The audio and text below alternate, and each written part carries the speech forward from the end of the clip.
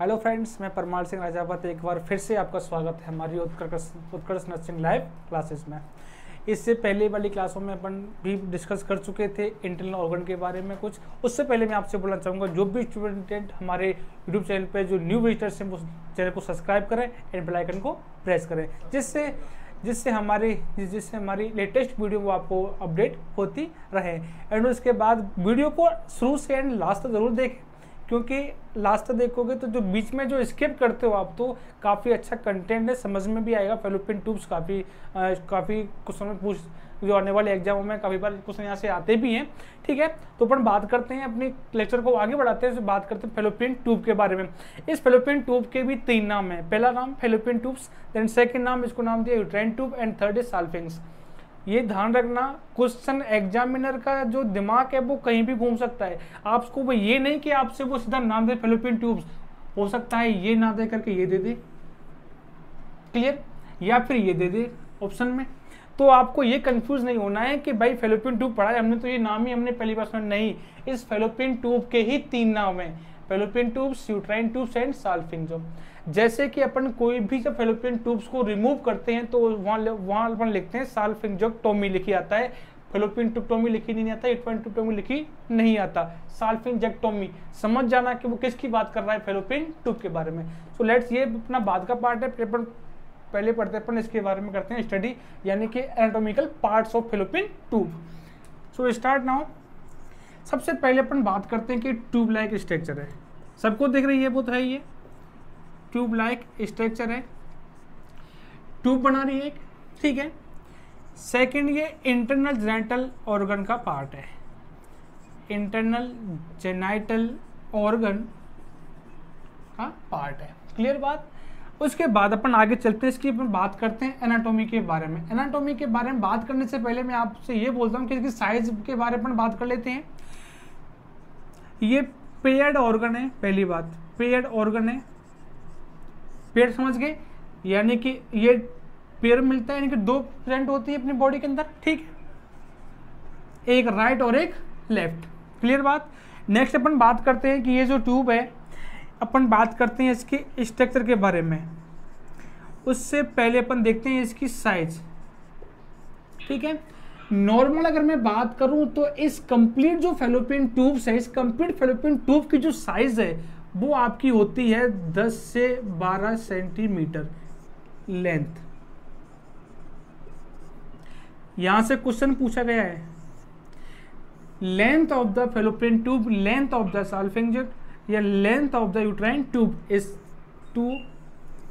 10 to 12 centimetre. अगर वो question में ये ना दे करके, बच्चे को क्या, बहुत से बच्चों को डाउट होता है कि क्वेश्चनों में सर ऐसे रेशियो नहीं आता, कई बार एग्जैक्ट आंसर आता है कि 1 लाइन क्वेश्चन आता है। कैसे, अगर मान लो क्वेश्चन आया आपके पास कि फेलोपियन ट्यूब की लेंथ कितनी है, तो क्वेश्चन आया आपके पास कि 9, 9, 11, 13 एंड 14, ठीक है। तो आपको इस ऑप्शन में बेस्ट आंसर जो है, इन दोनों के बीच में जो रेशियो है वो है आपका क्या, 11। अगर 11 भी नहीं है और अगर 9 दे रखा है तो बेस्ट आंसर आपका 9। लेकिन अगर एग्जैक्ट आंसर कोई पूछता है आपसे तो वो है आपका 11 centimetre is length. Total length of the fallopian tubes is 11 centimetre, clear, यहां तक क्लियर हुआ। उसके बाद अपन बात करते हैं इसकी जो है पार्ट्सों के बारे में, यानी कि ये फेलोपियन ट्यूब्स है, बेसिकली इसके 4 पार्ट्स होते हैं, ठीक है। अपन हर पार्ट्स को एक तरह से डिस्क्राइब करेंगे, ठीक है। पार्ट्स की बात कर रहे हैं अपन फेलोपियन ट्यूब्स की, तो जो फेलोपियन ट्यूब्स के जो है फेलोपियन ट्यूब जो है इसके 4 पार्ट्स होते हैं, 4 पार्ट्स होते हैं। सबसे पहला जो फंडस वाला पार्ट, जो फंडस से अटैच होता है फेलोपियन ट्यूब का, जो पहला पार्ट, ये वाला पार्ट, इसका नाम क्या है, इंटरस्टिशियल। सेकंड, इस इंटरस्टिशियल से थोड़ा आगे जाके जो पार्ट है इसको नाम दिया अपन ने सेकंड, इसका नाम क्या है, इस्थमस। एंड थर्ड वाला, जो थर्ड है वो आपका एम्पुला पार्ट, ठीक है, एम्पुला। एंड फोर्थ है वो है आपका इनफेंडिबुलम, क्लियर बात। ये आपके 4 पार्ट्स हैं। इन 4 पार्ट्सों को अपन बेसिकली इनके अलग अलग इनकी लेंथ होती है। जो इंटरस्टिशियल जो पार्ट्स है, जो आपका सबसे पहला पार्ट्स है, इसकी जो साइज है वो आपकी 1.25 सेंटीमीटर होती है। 2 mm इसका डायमीटर होता है। ठीक है स्टूडेंट। उसके बाद जो नेक्स्ट है आपका, जो आपका इस्थमस वाला पार्ट्स है, इसकी जो साइज है वो आपकी 3 to 4 सेंटीमीटर होती है। इसका जो डायमीटर है वो होता है आपका 2 mm, सॉरी इसका डायमीटर 1 mm, इसका होता है 2 mm डायमीटर होता है। एम्पुला पार्ट है वो आपकी 5 सेंटीमीटर से इसकी लेंथ होती है। ठीक है। और जो इनफेंडिबुलम पार्ट है, जो इनफेंडिबुलम में ये भी इसका जो साइज होती है वो है 1.25 सेंटीमीटर इसकी साइज होती है। तो अपन ने बेसिकली इन चारों पार्टों की लेंथ के बारे में देखा कि जो लेंथ है वो कितनी होती है। पहले वाला पार्ट इंटरस्टिशियल पार्ट कितनी होती है 1.25 सेंटीमीटर, सेकेंड इस्थमस की 3 to 4 centimetre, third part ampulla 5 centimetre and then infundibulum is 1.25 centimetre. Diameter की बात करें तो डायमीटर इसका होता है 1 mm एंड इसका होता है 2 mm एंड जो इनफेंडिबुलम का है इसका होता है 6 mm। डायमीटर्स में बात कर रहा हूँ मैं, लेंथ की बात नहीं कर रहा, मैं बात कर रहा हूँ डायमीटर्स की। डायमीटर होता है ये वाला डायमीटर्स, ये वाला डायमीटर्स, दैट इज डायमीटर। यानी कि इस जो ट्यूबलाइट स्ट्रक्चर की जो वैल्यू है, जो इसकी जो ओपनिंग है वो कितनी है, इसका डायमीटर कितना, इसका व्यास कितना है। ठीक है। ये थे इसके पार्ट्स के बारे में जानकारी थोड़ी सी। उसके बाद अपन बात करते हैं कि इन्हीं पार्ट्सों में से क्वेश्चन कैसे बनता है, मैं वो बता दूँ आपको। ठीक है। ये पार्ट समझ में आ गए आपको। ठीक है। अब अपन बात करते हैं इन्हीं पार्ट्सों के बारे में। अपन पार्ट्सों के बारे में बात करें तो पहला सबसे थिकेस्ट प्लस नैरोएस्ट, ठीक है, सबसे थिकेस्ट, सबसे नैरोएस्ट है ना, और थिकेस्ट, नैरोएस्ट एंड शॉर्टेस्ट, ये तीनों कैरेक्टरिस्टिक होते हैं इंटरस्टिशियल फैलोपियन ट्यूब के पार्ट के। मतलब क्वेश्चन यहीं से आता है। ये एक बार ध्यान से सुनना स्टूडेंट गाइस कि ये जो क्वेश्चन है वो यहीं से पूछता है कि सबसे ज्यादा थिकेस्ट पार्ट कौन सा है फैलोपियन ट्यूब का, नैरोएस्ट पार्ट कौन सा है फैलोपियन ट्यूब का, और शॉर्टेस्ट पार्ट कौन सा है फैलोपियन ट्यूब का। मैं बात करता हूँ थिकेस्ट, क्योंकि यहाँ पर जो लेयर्स है वो काफ़ी थिक होती है, इसलिए इसको बोलता है थिकेस्ट पार्ट। अगर थिक है, सिंपल सी बात, थिक है तो मतलब ये इसकी ल्यूमेन भी नैरो रहेगी। ओके गाइस, यानी कि जो ये अगर थिक होगा तो ल्यूमेन ऑटोमेटिकली नैरो रहेगी। और शॉर्टेस्ट सबसे शॉर्ट है, देख लो इसकी साइज कितनी थी 1.25 सेंटीमीटर। क्लियर बात। ये तीनों कैरेक्टरिस्टिक में से आपसे क्वेश्चन कैसे पूछेगा, narrowest part of fallopian tubes क्या है, इंटरस्टिशियल। थिकेस्ट पार्ट कौन सा है, तब भी यही आंसर है। और पूछ ले शॉर्टेस्ट पार्ट कौन सा है, तब भी आपका एक ही आंसर, इंटरस्टिशियल फैलोपियन ट्यूब पूरा पार्ट। क्लियर बात। नेक्स्ट अपन बात करते हैं। ठीक है, ये तीनों क्वेश्चन है, ये तीनों क्वेश्चन ही है जो इस प्रकार से पूछे जाते हैं इस फैलोपियन ट्यूब के बारे में। नेक्स्ट अपन पढ़ते हैं लार्जेस्ट पार्ट। लार्जेस्ट पार्ट कौन सा होता है, वो है आपका एम्पुला, क्योंकि ये 5 सेंटीमीटर इसकी लेंथ होती है। मैं लार्जेस्ट पार्ट बोला है, नॉट वाइडेस्ट पार्ट। ठीक है। लार्जेस्ट पार्ट कौन सा होता है, एम्पुला। देन वाइडेस्ट पार्ट वो है आपका इनफेंडिबुलम। क्यों वाइडेस्ट, क्यों, क्योंकि इसकी 6 mm इसका क्या था, इसका डायामीटर, और ये इसकी लेंथ कितनी थी 5 सेंटीमीटर, इसीलिए इसको बोला लार्जेस्ट पार्ट और इसको बोला वाइडेस्ट पार्ट। कंफ्यूज मत होना, मैं वापस कह रहा हूँ, कंफ्यूज नहीं होना है। एक बार वापस समझो कि अगर वो लार्जेस्ट पार्ट की बात कर रहा है मतलब कि वो हमसे इसकी लेंथ पूछ रहा है कि सबसे लंबा पार्ट कौन सा है, वो है आपका 5 सेंटीमीटर। वो कौन सा है, एम्पुला पार्ट। वो वाइडेस्ट की बात कर रहा है मतलब वो हमसे बात कर रहा है इस ल्यूमन के अनुसार देखें तो सबसे ज्यादा ल्यूमन किस में प्रेजेंट है, वो है आपका इनफेंडिबुलम पार्ट में, जिसका कितना होता है 6 mm होता है डायामीटर। क्लियर बात गाइस, ये समझ में आ गया आपके। अब इसमें एक पार्ट रह गया, कौन सा, आपका इस्थमस वाला पार्ट। ठीक है, इसको बोला जाता है सबसे ज्यादा थिनेस्ट पार्ट।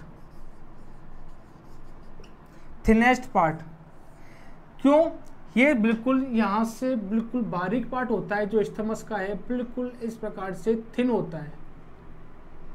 ठीक है, थिनेस्ट पार्ट वो होता है, वो है आपका इस्थमस। ये सारे क्वेश्चन आए हुए हैं कंपटीशन एग्जाम में, मैं इसलिए इस पर ज़रा फोकस दे रहा हूँ कि जो thickest part, narrowest part and shortest part है वो है आपका इंटरस्टिशियल पार्ट, और लार्जेस्ट पार्ट है वो है आपका एम्पुला, और वाइडेस्ट पार्ट की बात करूँ तो इनफेंडिबुलम, क्योंकि इसका डायमीटर कितना है 6 mm। एंड अगर मैं बात करूँ सबसे पतला है, सबसे थिनेस्ट पार्ट कौन सा है, वो है आपका इस्थमस पार्ट। इसी में यहीं से वापस चलता हूँ क्वेश्चनों के ऊपर। ठीक है, यहाँ से बहुत सारे क्वेश्चन पूछे जाते हैं कंपटीशन एग्जाम में, इसलिए इसको थोड़ा बेसिकली ढंग से समझना। मैं एक बार रफ कर देता हूँ, ये समझ में आ गया यहाँ तक, क्लियर। ठीक है, अब मैं बात करता हूँ कुछ क्वेश्चनों के बारे में जो आए हुए क्वेश्चन है। ठीक है, अब यहां से पूछता हूं कि most common site for fertilization, most common site for fertilization, ये क्वेश्चन गाइस आपके लिए है, जो मैं इसका आंसर मैं आपको नेक्स्ट वीडियो में दूंगा। ये इसका आंसर आप मुझे अपना कमेंट बॉक्स में बता सकते हैं, ये क्वेश्चन आपके लिए है। Most common site of fertilization के लिए साइट कौन सी होती है। ठीक है, अब मैं बात करता हूं most common site for tubal ligation. Tubal ligation, tubal ligation का मतलब होता है कि जैसे ये फेलोपियन ट्यूब है, इस फेलोपियन ट्यूब में किसी एक पार्ट को यहाँ से उठा करके इस प्रकार से बेंड करके और बांध देना, इसको बोलते हैं ट्यूबल लाइगेशन। ये कॉन्ट्रासेप्टिव मेथड है। क्लियर बात, कॉन्ट्रासेप्टिव जानते हो, कॉन्ट्रासेप्टिव मेथड है ये। ठीक है, इसमें क्या होता है, इसमें जो ये जो लाइगेशन वाला पार्ट यानी कि इस्थमस जो पार्ट है, कौन सा पार्ट, ये इस्थमस वाला पार्ट, इस्थमस पार्ट को यहाँ से इस प्रकार से फोल्ड करके और टाई किया जाता है, इसको बांध दिया जाता है। ठीक है, इसको बोलते हैं ट्यूबल लाइगेशन, और ये कॉन्ट्रासेप्टिव मेथड में काम में लाया जाता है। यहाँ से क्वेश्चन पूछा गया था कि मोस्ट कॉमन साइट कौन सी है ट्यूबल लाइगेशन के लिए इस फेलोपियन ट्यूब में। फेलोपियन ट्यूब के जो 4 पार्ट होते हैं, इन चारों पार्टों में से वह कौन सी साइट है जहां पर ट्यूबल लाइगेशन किया जाता है, वो है आपका कौन सा part, isthmus part. Clear student. Next question, next यहीं से most common site of tubectomy. Tubectomy ये भी कॉन्ट्रासेप्टिव मेथड है, लेकिन इसमें इस प्रकार से टाई नहीं करते, इसमें जैसे फेलोपियन ट्यूब का जो एम्पुला वाला पार्ट है उसको कट करके और इसको फोल्ड करके पीछे की तरफ बांध दिया जाता है, इसको बोलते हैं ट्यूबेक्टोमी। इसके लिए मोस्ट कॉमन साइट कौन सी है आपकी, एम्पुला। क्वेश्चन, सर एम्पुला क्यों है, और पार्ट भी तो है, इंटरस्टिशियल है, इस्थमस है, इनफेंडिबुलम है, क्योंकि इसका भी रेशनल आपको बताना है कमेंट बॉक्स में, सर यही पार्ट क्यों काम में लेते हैं ट्यूबेक्टोमी के लिए। इस ट्यूबेक्टोमी का आंसर भी रेशनल और इसका आंसर भी सेम है, इतना मैं आपको बता देता हूँ। ठीक है, ये आप इसका आंसर मुझे आप कमेंट बॉक्स में जरूर बताएं। ठीक है, उसके बाद अपन बात करते हैं नेक्स्ट, आगे चलते हैं अपन लेयर के बारे में स्टडी करिए। ये सारे क्वेश्चन आए हुए हैं कंपटीशन एग्जाम में, ये क्वेश्चन आए हुए हैं just like as it is. ठीक है, अपन बात करते हैं अब इसकी लेयर के बारे में। ठीक है, लेयर की बात करें अपन अगर फैलोपियन ट्यूब की, तो हॉलो मस्कुलर ऑर्गन है, मैंने पहले ही कहा था इसमें एंट्री कैविटी एग्जिट होती है, वो हॉलो मस्कुलर ऑर्गन होता है। अपन अब बात करते हैं लेयर के बारे में। लेयर, म्यूकोजा लेयर सबसे पहली, second muscular layer, and third is serosa layer. Clear बात? ओके गाइज, ये है इसकी 3 लेयर। ठीक है, इन 3 लेयर हैं इसकी, वही 3 लेयर है। म्यूकोसा सबसे इनसाइड, मिडिल वाली जो है वो है आपकी मस्कुलर, और सबसे आउटर है वो आपकी सेरोसा लेयर। ठीक है, अब मैं बताता हूं कि जो म्यूकोजा लेयर सबसे जो इनसाइड है, सबसे जो इनसाइड लेयर है, इस म्यूकोजा लेयर है जो सिलिएटेड एपिथेलियम प्रेजेंट होती है इसमें। कौन सी? Ciliated epithelium. इन एपिथेलियम टिश्यू के बारे में आपकी क्लास कंटिन्यू चल रही है और ज़्यादा डिस्क्रिप्ट में आपको अजय सर पढ़ाएंगे कि टिश्यू का क्या फंक्शन है, क्या है। लेकिन आप यही समझ लो कि इसमें यहाँ पर कौन सी लेयर होती है? सिलिएटेड एपिथेलियल टिश्यू प्रेजेंट होते हैं फैलोपियन ट्यूब में। क्लियर बात? और इस क्लास ऑलरेडी हो चुकी है। क्लियर? उसके बाद अपन नेक्स्ट बात करते हैं अपन इसके बारे में, इसका फंक्शन क्या है, या इसकी बात करूँ मैं फिजियोलॉजी के बारे में। ठीक है, अगर मैं इसकी फिजियोलॉजी के बारे में बात करूँ तो फिजियोलॉजी से पहले मुझे एक बार ये बता दो कि जो ये वाली जो स्ट्रक्चर है इसका तो अपन ने जिक्र ही नहीं किया। ये स्ट्रक्चर क्या है? इसको अपन ने नाम दिया था फेमराई। इन फेमराई की संख्या, यहाँ से क्वेश्चन पूछता है कि फेमराई में नॉर्मली कितने प्रेजेंट होते हैं? 20 से 25 संख्या में प्रेजेंट होते हैं, 20-25 प्रेजेंट होते हैं फेमराई। ठीक है, अब अपन बात करते हैं यहीं से इसके बारे में बात करेंगे अपन फंक्शन के बारे में, यानी कि फैलोपियन ट्यूब के क्या क्या फंक्शन हैं। सबसे पहला फंक्शन है इसका फर्टिलाइजेशन। फर्टिलाइजेशन के लिए ये प्लेस प्रोवाइड कराता है। ठीक है, ओवम प्लस स्पर्म, या मैं इन दोनों को एक लाइन में बोल दूं गैमेट्स। गैमेट्स के लिए ट्रांसपोर्टेशन का काम करता है, ट्रांसपोर्टेशन का काम भी करता है। ठीक है, थर्ड फंक्शन है इसका, इसके कुछ सीक्रेशंस होते हैं फैलोपियन ट्यूब्स के जिनकी वजह से ये न्यूट्रिशन प्रोवाइड कराता है गैमेट्स को। क्लियर बात? ये इसके बेसिकली 3 फंक्शन है। फर्टिलाइजेशन के लिए प्लेस देता है, ओवम या स्पर्म के लिए ट्रांसपोर्टेशन देता है, प्लस कुछ इसके होते हैं सीक्रेशन जो क्या करते हैं, इसको न्यूट्रिशन वैल्यू देते हैं किसको? गैमेट्स को। क्लियर बात? अब नेक्स्ट अपन जैसे अपन आगे चलते हैं बात करते हैं इसकी ब्लड सप्लाई के बारे में। क्लियर? यहाँ तक होगी एनाटॉमी। उसके बाद हम बात करते हैं इसकी ब्लड सप्लाई के बारे में कि ब्लड सप्लाई कौन सी होती है और किस प्रकार से ब्लड सप्लाई करती है। ठीक है गाइस, इसको ब्लड सप्लाई करने के लिए uterine artery plus ovarian artery, uterine artery plus ovarian artery, जो दोनों ही, जो यूटेराइन आर्टरी है वो ब्रांच है इंटरनल इलियक आर्टरी की। ठीक है, ये दोनों ब्रांचें हैं और जो सबको सप्लाई करती हैं किसको? फैलोपियन ट्यूब को। मैं आपको बता देता हूँ, जैसे ये फैलोपियन ट्यूब्स है, इस फैलोपियन ट्यूब्स को यहाँ ओवेरी है तो ओवेरियन आर्टरी इस प्रकार सप्लाई करती है, यूटेराइन आर्टरी वो आपको इस प्रकार सप्लाई करती है। क्वेश्चन नंबर कि फैलोपियन ट्यूब की वह कौन सी स्ट्रक्चर है जहां पर डबल ब्लड सप्लाई प्रेजेंट होती है, देखने को मिलती है? वो है आपका इंटरस्टिशियल स्ट्रक्चर। इंटरस्टिशियल स्ट्रक्चर जो है, जो पहला पार्ट है आपका, वो क्यों? यहाँ पर ओवेरी आर्टरी भी जा रही है और यूटेराइन आर्टरी भी सप्लाई कर रही है। अगर किसी में यहाँ पर ट्रॉमा या कोई इंजरी होती है और यहाँ से कोई ब्लड लॉस होता है तो काफ़ी हैवी ब्लड ब्लीडिंग होती है। केवल फैलोपियन ट्यूब का एक ही ऐसा पार्ट है जहाँ पर डबल ब्लड सप्लाई है, वो भी किस किस की, uterine artery and ovarian artery. ये होगी इसकी ब्लड सप्लाई के बारे में।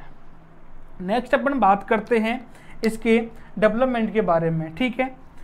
डेवलपमेंट के बारे में अपन बात करें फैलोपियन ट्यूब का, तो डेवलपमेंट जो होता है इसका वो ही है जहाँ से यूट्रस का डेवलपमेंट हुआ था वहीं से इसका होता है। इसको अपन बोलते हैं मीजोडर्म, जो जर्म लेयर होती है वहाँ से मुलेरियन डक्ट जो है, मुलेरियन डक्ट, ठीक है, मुलेरियन डक्ट जो है वो इसका क्या करती है, डेवलपमेंट करती है। किसका, फैलोपियन ट्यूब का। इस फैलोपियन ट्यूब को आप 6 to 10 week through the USG assess कर सकते हैं। 6 to 10 वीक पे इस फैलोपियन ट्यूब को यूएसजी के द्वारा असेस किया जा सकता है। ये है आपकी एनाफिजियोलॉजी ऑफ द फैलोपियन ट्यूब। आज अपन ने फैलोपियन ट्यूब्स के बारे में स्टडी की, ठीक है। इसके बाद अपन जो नेक्स्ट टॉपिक जो लेंगे वो है आपका ओवेरियन, ठीक है। ओवेरी के बारे में पढ़ेंगे। सो आज के लिए इतना ही। जो ओवरी क्लास होगी वो नेक्स्ट क्लास में होगी, इसलिए वीडियो अच्छा लगे लाइक कमेंट एंड शेयर जरूर करें, और जो क्वेश्चन मैंने दिया है उसका आंसर मुझे आप कमेंट बॉक्स में जरूर बताएं। So thank you for take a class.